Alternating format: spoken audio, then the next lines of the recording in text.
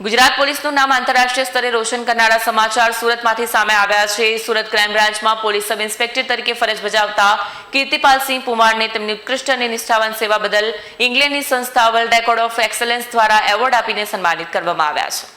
Surat crime બ્રાન્ચમાં police sub inspector તરીકે ફરજ બજાવતા કીર્તિપાલસિંહ પુમારને તેમની 3.5 દાયકાની અવિરત અને ઉત્કૃષ્ટ સેવા બદલ ઇંગ્લેન્ડની પ્રતિષ્ઠિત સંસ્થા વર્લ્ડ રેકોર્ડ ઓફ એક્સલન્સ દ્વારા સન્માનિત કરવામાં આવ્યા છે। આ આંતરરાષ્ટ્રીય સન્માન એ માત્ર એક અધિકારીની સિદ્ધિ નથી, પરંતુ ગુજરાત પોલીસની કાર્યક્ષમતા અને નિષ્ઠાનું વૈશ્વિક પ્રમાણપત્ર છે।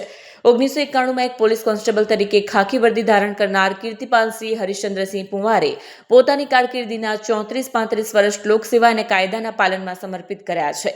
બ્રિટનની આ સંસ્થા એવોર્ડ આપતા પહેલા તેમના વર્ષોના ટ્રેક રેકોર્ડ, શિસ્તબદ્ધ વર્તન અને કાયદાકીય પાલનની બારીકાઈથી તપાસ કરી હતી। તેમની લાંબી કારકિર્દીમાં અત્યાર સુધીમાં 550થી 600 જેટલા રિવોર્ડ્સ મળ્યા છે, જે કોઈ પણ પોલીસ અધિકારી માટે એક સ્વપ્ન સમાન સિદ્ધિ છે।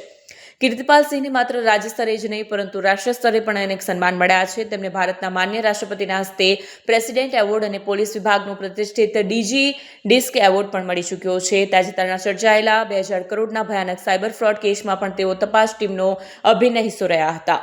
વર્લ્ડ રેકોર્ડ ઓફ એક્સલન્સ દ્વારા આપવામાં આવેલું આ ઓનર તેમના ઉચ્ચ નૈતિક ધોરણો અને વ્યવસાયિક પ્રમાણિકતાની સ્વીકૃતિ છે। કીર્તિપાલસિંહે જણાવ્યું હતું કે આ સિવાય મેં અત્યાર સુધીમાં ઘણા પુરસ્કારો મેળવ્યા છે અને અસંખ્ય કેસ શોધી કાઢ્યા છે। તે પૈકી 2009માં એક ઘટના બની હતી, જેમાં ચેતન મોટર્સના માલિક ગૌતમ શાહ પર કોન્ટ્રાક્ટર કિલિંગ માટે ફાયરિંગ થયું હતું। માહિતી મળેલી આધારે તાત્કાલિક આરોપી ફારૂક હબીબ શેખનો પીછો કર્યો અને ઘટના સમયે જ તેને પિસ્તોલ સાથે પકડી પાડ્યો। તે કેસમાં બંને આરોપીઓને આજીવન કેદની સજા ફટકારવામાં આવી। આ ઉપરાંત હત્યા અને લૂંટના અસંખ્ય કેસો પણ તેમણે ઉકેલ્યા છે।